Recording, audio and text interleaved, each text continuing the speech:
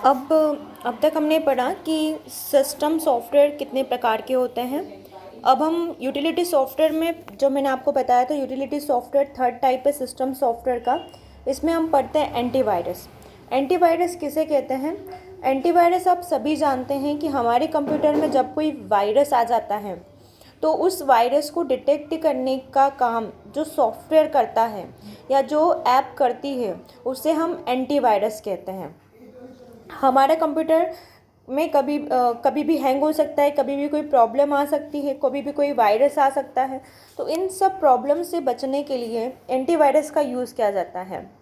A computer virus is a piece of code. Basically अगर हम virus की बात करें तो होता क्या है वायरस, मैं आपको पहले ही बता चुकी हूँ कि वायरस एक बेसिकली एक फ़ाइल होती है। फ़ाइल मतलब समझते हैं ना आप, एक पेज हो गया आपकी कॉपी का या किताब का एक पेज हो गया। ऐसी किसी कंप्यूटर में एक पेज बना होता है जिसमें कोड लिखा होता है। उस कोड की वजह से वो अपनी डुप्लीकेट फ़ाइल बनाने लग जाता है, और ये डुप्लीकेट फ़ाइल बनाने की प्रोसेस को ही हम वायरस कहते हैं। वायरस एक ऐसा पेज होता है, एक ऐसा पीस ऑफ कोड होता है, ऐसा कोड होता है जो कंप्यूटर में अपनी फ़ाइल को बनाता है, डुप्लीकेट करता है या रिप्लिकेट करता है।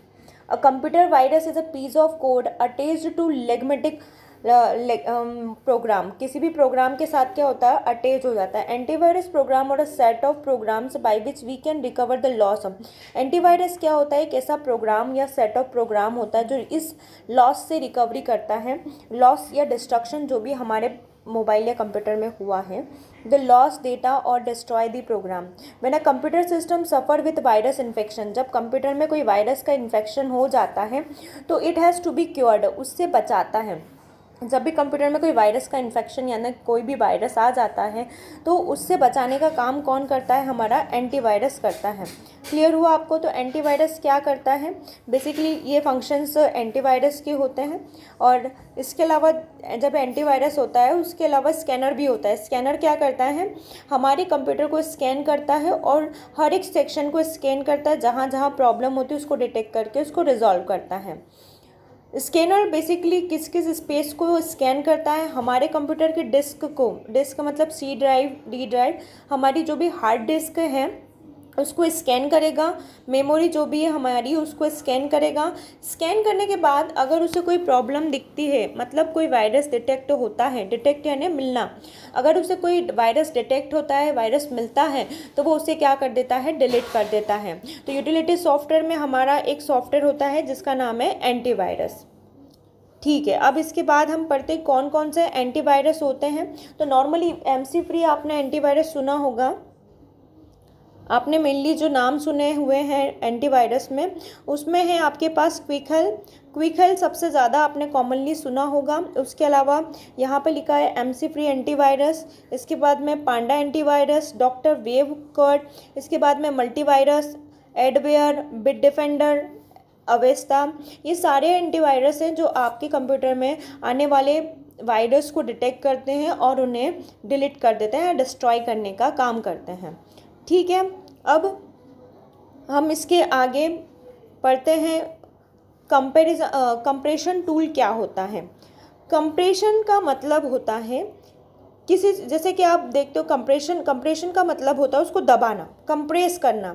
जैसे एक स्प्रिंग होती है तो स्प्रिंग को आप दबाते हैं तो आप उसको क्या कर रहे हैं? कंप्रेस कर रहे हैं। आपने क्या करा? स्क्रीन को दोनों साइड से दबाया।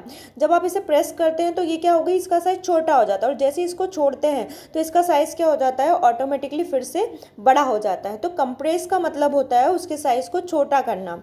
सेम इट इज़ हमारे कंप्यूटर में जो फाइल्स होती हैं तो फाइल्स के साइज बहुत बड़े बड़े होते हैं, 1 GB तक होते हैं, 2 GB और इससे भी लार्ज हो सकते हैं। तो इतने बड़े साइज़ को एक नेटवर्क में एक प्लेस से दूसरी प्लेस तक ट्रांसफ़र करना बहुत टफ टास्क हो जाता है। तो इस केस में हम क्या करते हैं, जो बड़ी बड़ी फाइल होते हैं जिनके साइज़ काफ़ी ज़्यादा बड़े होते हैं, MB, GB और इससे भी बड़े TB तक होते हैं, तो हम इन सॉफ्टवेयर को, जैसे ऑपरेटिंग सिस्टम एक सॉफ्टवेयर आपको पता है, तो उस सॉफ्टवेयर का साइज़ छोटा सा तो नहीं होगा, कहीं बड़ा साइज़ होगा जो आपके कंप्यूटर के अंदर सबसे पहली स्पेस है, क्योंकि सारे सॉफ्टवेयर उसी के ऊपर इंस्टॉल हो रहे हैं। तो ये सॉफ्टवेयर जब इंस्टॉल किया जाता है तो इसको स्पेस लगेगी, बट इसको एक जगह से दूसरी जगह तक ले जाने के लिए हम क्या करते हैं? इसकी कंप्रेस कर देते हैं और इसके साइज़ को हम छोटा कर देते हैं। तो देखिए, पढ़ते हैं अब क्या लिखा है। Compression tool compression is the reduction of size of data. किसी भी डेटा के साइज में कमी करने के लिए हम क्या करते हैं, रिडक्शन करते हैं, उसको comparison. In order to save space और ट्रांसमिशन, जगह को सेव करने के लिए और उसके ट्रांसमिशन को की ट्रांसमिशन में कम मेमोरी लगे, इसके लिए हम क्या करते हैं, उस डेटा को कंप्रेस करते हैं, मतलब उसके साइज़ को रिड्यूस करते हैं, उसके साइज़ को छोटा करते हैं। For data transmission compression can be performed, compression can be perform, data transfer के लिए हम करते हैं on just the data component. ठीक है, इसको पढ़ने में थोड़ी सी डिफिकल्टी आ रही है, तो आपको समझ में आ रहा होगा कि कंप्रेशन टूल क्या करते हैं, डेटा के साइज़ को छोटा कर देते हैं ताकि हमें स्पेस कम लगे, और अगर हमें इसका ट्रांसमिशन भी करना है तो कम मेमोरी में और कम स्पेस में इसका ट्रांसमिशन हो जाए, कम डेटा यूज़ करते हुए। The entire transmission unit depends on the number of factors. Content compression can be as simple as removing all extra space. देखिए, जब कंप्रेशन होता है तो कंप्रेशन ये कैसे करता है, क्या ये हमारा जो लिखा हुआ है ABCD उसको कम कर देता है क्या? नहीं। अगर कोई पेज में आपने ये पूरा ब्लॉक बनाया, जस्ट फॉर एग्जांपल हम ले लेते हैं, एक पेज बना लेते हैं, यहाँ मैंने लिखा ABCDE, उसके बाद में मैंने F लिखा, G लिखा, फिर इधर H लिखा, दोनों में आपको समझ में आ रहा है कि कुछ डेटा लिखा हुआ है। अब आप देखेंगे जो सेकंड वाला मैंने बनाया है, इसके अंदर थोड़ी स्पेस है, यहाँ भी स्पेस है, यहाँ भी स्पेस है। तो कंप्रेशन में क्या होता है, जो बीच की गैपिंग है इनकी, जो इनकी स्पेस है, उसको वो हटा देता है। हालांकि जब हम इसको डीकम्प्रेस करेंगे, कंप्रेशन में हम इसके साइज़ को छोटा करते हैं, तो दूसरी साइड जब ये वापस जब पहुंच जाता है और ओपन होता है, तो उस समय वो फिर से डीकम्प्रेस हो जाता है। एक साइड कंप्रेशन टूल होता है और दूसरी साइड डीकम्प्रेशन टूल होता है। तो कंप्रेशन में हम क्या करते हैं, उसके साइज़ को कम कर दिया, तो कम कैसे करेंगे, जो भी स्पेस है उसको हमने क्या कर दिया, हटा दिया। और जब ये तो हटाने के बाद क्या हुआ, हमारे पास 2 स्पेस खाली हो गई, और इस स्पेस के अंदर हम क्या कर सकते हैं, दूसरे डेटा को भेज सकते हैं, दूसरे डेटा को रख सकते हैं। तो कंप्रेशन टूल जितनी भी बीच की गैप्स होगी, स्पेस होगी, मान लीजिए एक लाइन के बाद में आपने क्या करा, एंटर प्रेस कर दिया, यहाँ कुछ लिखा था और फिर उसके बाद में 2 लाइन छोड़ दी, उसके बाद आपने फिर कुछ लिखा है, ठीक है, तो 2 लाइन जो बीच में छूटी है, कंप्रेशन में क्या होगा, ये 2 लाइन की जो गैपिंग है उसको हटा दिया जाएगा और ये डेटा को ऊपर शिफ्ट कर दिया जाएगा। ये GH जो लिखा है यहाँ से ये ऊपर शिफ्ट हो जाएगा ताकि जो नीचे जो 2 लाइनें फ्री हो जाएं, और अगर वो इसमें कोई डेटा नहीं रहेगा तो उसको छोड़ देगा। तो कंप्रेशन में ऐसा नहीं होता है कि आपके डेटा को कट पिट कर दिया जाएगा, आपने लिखा है कुछ और वहाँ कुछ और मिले, ऐसा कुछ नहीं होता है।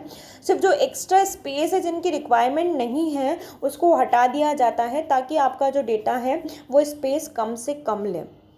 ठीक है, तो कंप्रेशन टूल्स बेसिकली उसके साइज़ को कम करता है ताकि हमारी मेमोरी में भी उसकी जगह कम लगे, ट्रांसमिशन में भी कम स्पेस ले, साथ ही साथ जिस वायर से ये होकर जाएगा उस वायर पे भी ट्रैफिक जनरेट नहीं होगा, क्योंकि इसने स्पेस कम ली है तो कम साइज़ की वजह से ये ट्रैफिक क्रिएट नहीं करेगा। अदरवाइज जिस वायर से गुजरेगा वहाँ पर भी क्या करेगा, ये ट्रैफिक क्रिएट करने का काम कर देगा। तो आई होप समझ में आएगा कंप्रेशन टूल क्या होते हैं। कंप्रेशन टूल क्या करते हैं, उसको छोटा कर देते हैं डेटा के साइज़ को।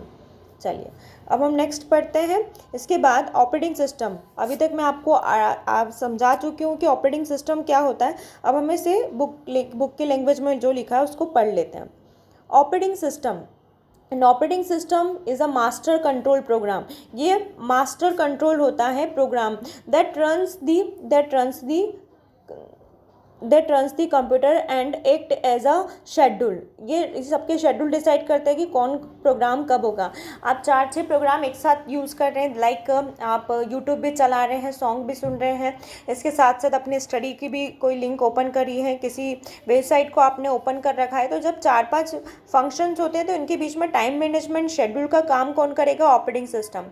It controls the flow of signals from CPU to the various part of the computer. जो CPU से इंस्ट्रक्शन मिल रहे हैं, जो CPU से वर्क हो रहा है, इसको दूसरे पार्ट जैसे इनपुट डिवाइस आउटपुट डिवाइस तक कौन भेजेगा, CPU तो अपना काम कर रहा है और इनपुट डिवाइस आउटपुट डिवाइस भी अपना काम करे, लेकिन इन दोनों के बीच में इंटरलिंकिंग का काम भी कौन करेगा, ऑपरेटिंग सिस्टम करेगा। It allows the user to formal disk create, print, copy, delete, display. मैंने आपको बोला ही था, कंप्यूटर को ऑन करना, उसको ऑफ करना, उसकी प्रिंट देना, कोई फाइल क्रिएट करना, उसकी कॉपी करना, ये सारे बेसिक फंक्शंस कौन करता है, ये सारे बेसिक फंक्शन हमारा ऑपरेटिंग सिस्टम करता है। ऑपरेटिंग सिस्टम में कौन कौन से ऑपरेटिंग सिस्टम है वो भी मैं आपको बता चुकी हूँ, just Windows XP, Windows 8, Windows 9, Windows 10, ये सारे ऑपरेटिंग सिस्टम्स हैं। ऑल इसके आगे हम पढ़ते हैं, आगे क्या लिखा है, the operating system is the important component of the computer system. हमारे कंप्यूटर सिस्टम का सबसे इम्पॉर्टेंट पार्ट है ऑपरेटिंग सिस्टम। सिर्फ सीपीयू ही इम्पॉर्टेंट पार्ट नहीं है, उसके अलावा ऑपरेटिंग सिस्टम भी इम्पॉर्टेंट पार्ट है। मैंने आपको बताया ऑपरेटिंग सिस्टम नहीं होगा तो एक एप्लीकेशन भी डाउनलोड आप नहीं कर पाएंगे। आपके पास मोबाइल का बॉक्स है, मोबाइल है, लेकिन अगर उसके अंदर ऑपरेटिंग सिस्टम नहीं है तो वो कुछ भी काम नहीं कर सकता है। प्रोग्राम इसके बाद में क्या है, component of the computer system because it sets the standard for the application, क्योंकि यही क्या करता है, स्टैंडर्ड सेट करता है जिसके ऊपर एप्लीकेशन प्रोग्राम रन होते हैं, programmes that run in it. समझ में आया?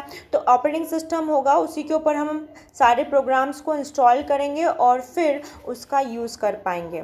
ठीक है, आप एप्लीकेशन कोई भी प्रोग्राम यूज़ नहीं कर पाएंगे अगर आपके पास ऑपरेटिंग सिस्टम नहीं होगा। साथ ही साथ सारी बेसिक फंक्शनैलिटी सिस्टम सॉफ्टवेयर करता है, और system software like operating system. तो ऑपरेटिंग सिस्टम लाइक क्या क्या काम करता है, बेसिक इनपुट आउटपुट, है ना। इसके अलावा हमारा इंस्टॉल करना, अनइंस्टॉल करना, क्रिएट करना, प्रिंट करना, डिस्प्ले करना, ये सारी फंक्शंस हमारा ऑपरेटिंग सिस्टम करता है। अब बेसिकली अगर हम ब्रॉडली क्लासीफाई करें ऑपरेटिंग सिस्टम को कि वो कितने प्रकार के होते हैं, तो 3 प्रकार के ऑपरेटिंग सिस्टम आपको मिलते हैं। पहला ऑपरेटिंग सिस्टम होता है single user operating system. Single user operating system जैसे आपके मोबाइल का ऑपरेटिंग सिस्टम सिर्फ एक सिंगल यूज़र ही इसको यूज़ कर रहा है, या किसी भी कंप्यूटर का ऑपरेटिंग सिस्टम जो सिंगल यूज़र के लिए बना होता है, जस्ट लाइक डॉस हो गया। इसके अलावा system 9.5, OS2, windows NT are all single user operating system. Then second है हमारे पास मल्टी यूज़र ऑपरेटिंग सिस्टम।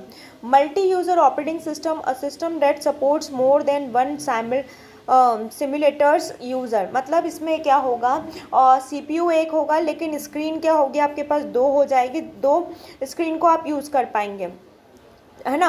हमारे पास CPU एक है लेकिन एक CPU से क्या हो रहा है, 2 मॉनिटर रन कर रहे हैं, 2 स्क्रीन रन कर रही है, तो हम उससे क्या बोलेंगे, जैसे मैं आपको बना के दिखा देती हूँ यहाँ पे डायग्राम। मल्टी यूज़र में क्या है, एक CPU, एक सिस्टम, एक मॉनिटर ये है और एक मॉनिटर ये है, और इन दोनों ही मॉनिटर को हमने क्या करा है, एक ही CPU से कनेक्ट कर दिया है, और एक ही CPU इन दोनों को प्रोसेस प्रोवाइड कर रहा है। दोनों CPU सिर्फ एक ही CPU से चल रहे हैं, तो उसे हम बोलते हैं मल्टी यूज़र ऑपरेटिंग सिस्टम। उसमें जो सॉफ्टवेयर है वो CPU के अंदर मेमोरी रखी, और अच्छा ऑपरेटिंग सिस्टम होता कहाँ है, ऑपरेटिंग सिस्टम कहाँ होता है, ऑपरेटिंग सिस्टम आपका जो ये CPU है, CPU के अंदर आपके होती है रोम, और रोम के अंदर होता है आपका ऑपरेटिंग सिस्टम। मतलब CPU के अंदर यहाँ पर है मेमोरी, और मेमोरी के अंदर होता है एक रोम के अंदर आपका होता है ऑपरेटिंग सिस्टम। और ऑपरेटिंग सिस्टम को हम इन शॉर्ट OS भी कहते हैं। OS मतलब क्या, ऑपरेटिंग सिस्टम। तो आपको पता होना चाहिए कि जो OS है वो ऑपरेटिंग सिस्टम है, और ये कहाँ होता है, हमारी मेमोरी के अंदर। आपको पता है एक सॉफ्टवेयर है, तो सॉफ्टवेयर कहाँ पर होगा, मेमोरी के अंदर ही होगा। तो मेमोरी कहाँ है, और CPU के अंदर। ठीक है, तो इसके बाद ये मल्टी यूज़र, उसके बाद में है networking operating system. Networking OS are the system which used to form a network of computer for communication with the help of hardware peripherals और लेन। जैसे कि आप क्या करते हो, जब भी अपने घर में कोई नेटवर्क कनेक्शन लेते हो तो एक नेटवर्क कनेक्शन से कहीं सारी डिवाइसेस चलती हैं, और एक पे जो वर्क होता है, कहीं बार आपने देखा होगा सभी पे होता है, तो ये नेटवर्क ऑपरेटिंग सिस्टम में पॉसिबल है। नेटवर्किंग ऑपरेटिंग सिस्टम वो सिस्टम होते हैं जो कंप्यूटर का नेटवर्क बनाते हैं और उन कंप्यूटर्स के बीच में कम्युनिकेशन की फैसिलिटी प्रोवाइड करते हैं। देन अब हम आते हैं नीड ऑफ ऑपरेटिंग सिस्टम। क्या ज़रूरत है ऑपरेटिंग सिस्टम की, operating system is necessary because it is master control program. अगर ऑपरेटिंग सिस्टम नहीं होगा तो जितना भी कंट्रोलिंग है, डिलीट, प्रिंट, अपलोड, क्रिएट, ये सारी जो बेसिक फंक्शनलिटी है वो नहीं हो पाएगी। CPU जो ऑपरेटिंग सिस्टम है वो मास्टर कंट्रोल करता है सारी बेसिक फंक्शनलिटी को। तो सेम एज इट इज़ आपको इसी से समझ में आ जाएगा। OS क्या अगर आपको समझ में आ गया है तो आपको उसकी नीड भी क्लियर हो गई होगी। देन अब इसमें इम्पॉर्टेंट है कि इसके फंक्शंस क्या हैं। फंक्शंस ऑफ ऑपरेटिंग सिस्टम क्या क्या फंक्शंस होते हैं ऑपरेटिंग सिस्टम को के operating system is the set of programs by which we regulate functions of computer, thus it is master programs for all the programs. Operating system भी एक ऐसा programme होता है जो सारे प्रोग्राम्स को कंट्रोल करने का काम करता है, सारे प्रोग्राम सारी एप्लीकेशंस पे कंट्रोल करने का काम हमारा ऑपरेटिंग सिस्टम करता है। तो इसके फंक्शंस क्या क्या हैं? इसका पहला फंक्शन है security management. It provide the security. Operating system होगा तो आप अगर ओएस को लॉक कर देते हैं, मोबाइल का लॉक कर देते तो सारी एप्लीकेशन ऑटोमेटिकली लॉक। अगर कोई मोबाइल को यदि कोई आपके मोबाइल के लॉक को ओपन नहीं कर पाएगा तो वो आपके मोबाइल में रखी हुई किसी भी एप्लीकेशन को ओपन नहीं कर पाएगा। तो हमने मोबाइल को लॉक कर दिया, यानी कि हमने ऑपरेटिंग सिस्टम को लॉक कर दिया। तो पहला हमको इससे सिक्योरिटी मैनेजमेंट मिल गया, दूसरा processor management. It assign all the instruction, जितने भी एप्लीकेशन चल रही हैं उन सभी को इंस्ट्रक्ट करने का काम, उन सभी को गाइडलाइंस देने का काम, कंट्रोल करने का काम कौन करता है? Operating system. तो दूसरा इसका काम हो गया processor management, security management. Then उसके बाद इनपुट आउटपुट डिवाइसेस का मैनेजमेंट, मेमोरी मैनेजमेंट। ये चार हो गए। इसके बाद में हम देख लेते हैं file management, translate management, process management, production management, integrity management and communication management. तो इस प्रकार से हमारे ऑपरेटिंग सिस्टम के कई सारे काम हैं, लेकिन यहाँ पर 10 को डिस्क्राइब किया गया है। कौन कौन से 10 हैं यहाँ पर? पहला मैंने बताया सिक्योरिटी मैनेजमेंट, दूसरा प्रोसेसर मैनेजमेंट, प्रोसेसर का मैनेजमेंट यही करेगा। इनपुट मतलब जो सीपीयू के साथ अटैच होता है, सीपीयू के साथ साथ क्या लगा होता है आपको पता है? सीपीयू के साथ लगा होगा इनपुट आउटपुट डिवाइस, सीपीयू के साथ लगा होगा प्रोसेसर, सीपीयू के अंदर लगा होता है मेमोरी, ठीक है, इसके साथ मेमोरी अटैच है। सीपीयू के अब आपने लिया है तो सिक्योरिटी, सीपीयू के साथ बहुत सारी फाइल्स स्टोर हुई हैं। ट्रांसलेट मैनेजमेंट का काम, जो भी ट्रांसलेशन हो रहा है लैंग्वेज का, एक लैंग्वेज से दूसरी लैंग्वेज में प्रोसेस हो रही है, जो भी डाउनलोड की प्रोसेस है, अपलोड की प्रोसेस है, डिलीट की प्रोसेस है, ये सारी प्रोसेस मैनेजमेंट का काम। प्रोडक्शन मैनेजमेंट का मतलब है कि जब कोई फ़ाइल क्रिएट होती है तो उसको बोलते हैं प्रोडक्शन, तो फाइल को क्रिएट करने का काम, ठीक है, फाइल क्रिएट करने का काम ये करेगा। इंटीग्रिटी मतलब किसी चीज़ को बढ़ाने का काम। Maintain the data and program, integrity management करेगा। कम्युनिकेशन, सीपीयू के और मेमोरी के बीच में कम्युनिकेशन, एप्लीकेशन और ऑपरेटिंग सिस्टम के बीच कम्युनिकेशन, यूज़र और एप्लीकेशन के बीच कम्युनिकेशन, तो सारे कम्युनिकेशन को मैनेज करना।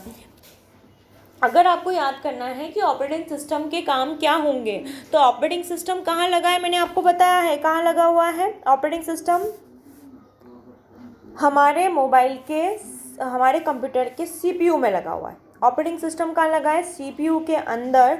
मेमोरी, कौन सी मेमोरी? रोम मेमोरी के अंदर ये ऑपरेटिंग सिस्टम लगा हुआ है, ठीक है।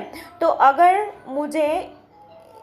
अगर मैं बोलूँ कि ओएस क्या करेगा, तो ओएस क्या करेगा? इसके साथ जुड़ी हुई सारी चीज़ों को मैनेज करेगा। पहला मेमोरी को मैनेज करेगा, दूसरा मेमोरी में क्या रखी होती है फाइल, तो फाइल को मैनेज करेगा। सीपीयू में लगा है तो सीपीयू का काम क्या है? प्रोसेस, तो प्रोसेस को मैनेज करेगा। इसके अलावा इसकी सिक्योरिटी को मैनेज करेगा, ठीक है। इसके अलावा प्रोडक्शन हो गया, कम्युनिकेशन हो गया। प्रोडक्शन यानी क्या? फाइल को क्रिएट करना। प्रोसेस यानी क्या? फाइल को डिलीट करना, उनको मॉडिफाई करना। ये सारी प्रोसेस को मैनेजमेंट का काम करता है। कौन करता है? Operating system. तो what is operating system? Need of operating system and the functions of operating system. ये आपको क्लियर हुए? अब हम नेक्स्ट वीडियो में इसके आगे का कवर करेंगे। Thank you.